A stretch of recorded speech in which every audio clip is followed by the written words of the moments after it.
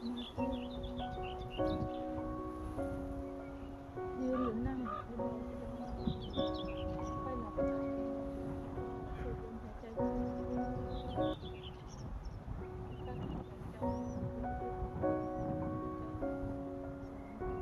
หายใจออก2-3เ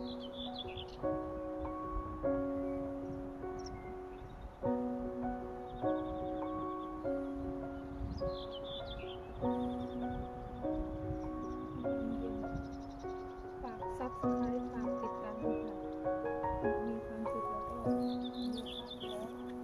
เดินทาง